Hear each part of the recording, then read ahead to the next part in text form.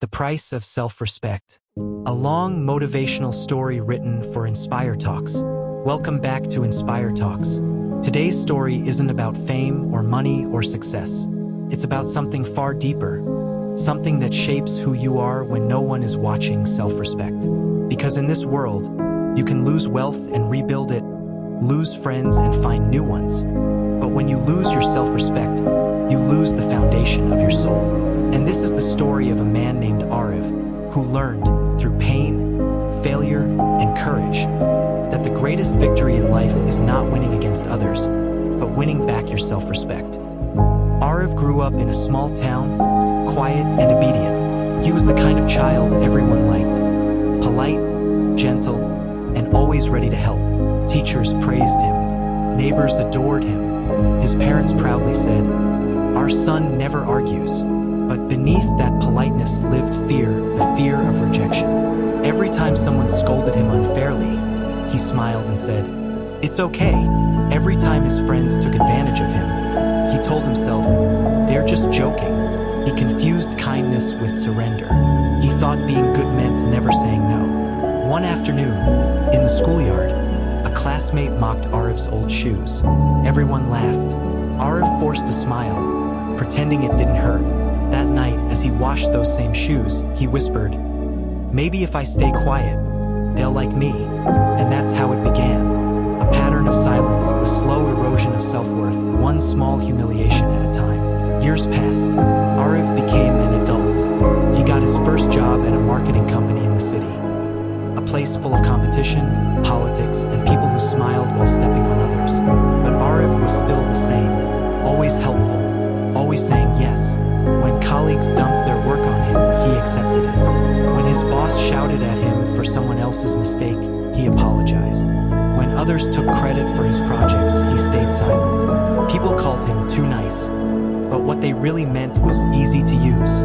At first, Arif thought he was doing the right thing. He believed patience and politeness would be rewarded.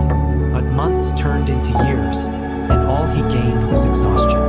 One evening, after working late again for someone else's deadline, Arif looked at his tired reflection in the office mirror and said softly, "Why do I keep letting them treat me this way?" The mirror didn't answer, but deep inside, something cracked. The first spark of realization that peace bought at the cost of self-respect is not peace at all. Soon, Arif met someone, Mira. She was bright, confident, full of life. Arif admired her strength, her ability to speak her mind. But slowly, the same old pattern repeated. When she ignored his opinions, he smiled. When she spoke harshly, he told himself, "It's fine." When she disrespected him in front of friends, he stayed quiet, afraid of losing her. He began to bend until he almost broke. One night, after a fight where Mira insulted him publicly, Arif sat alone under a streetlight. His phone buzzed with her message, "You'll come back. You always do." And for the first time in his life, he didn't. He deleted the message, stood up, and walked away. Not in anger, but in awakening. Because he finally understood. Love without respect is not love. It is dependency disguised as devotion. That night, Arif made a promise to himself. "Never again will I let anyone make me small to keep them comfortable." Breaking habits is harder than breaking chains. Even after walking away, Arif still struggled with guilt.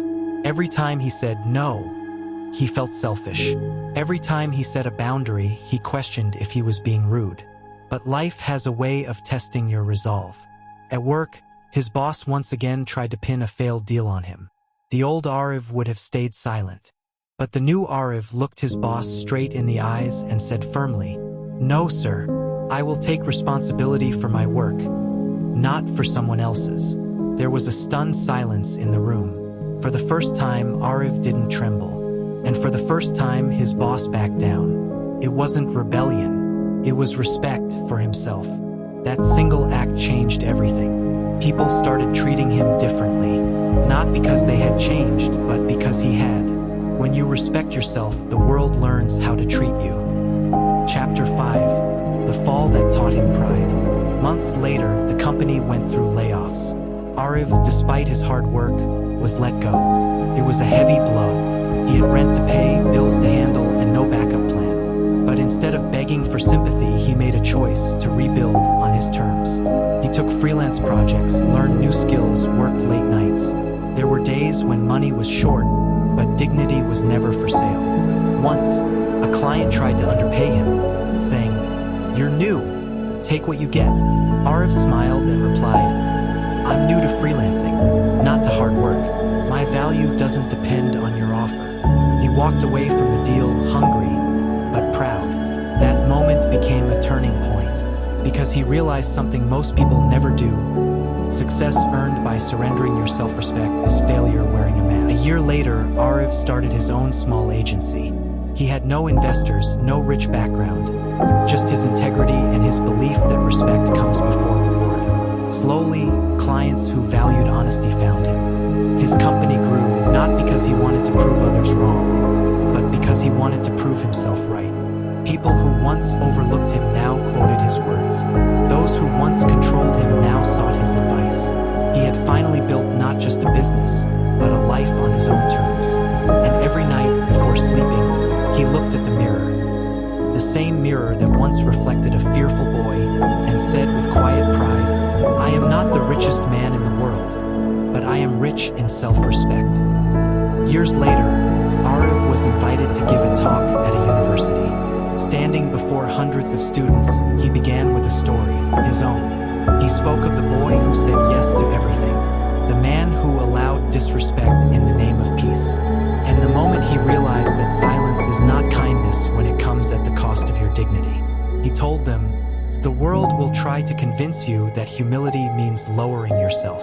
But real humility is knowing your worth without shouting it.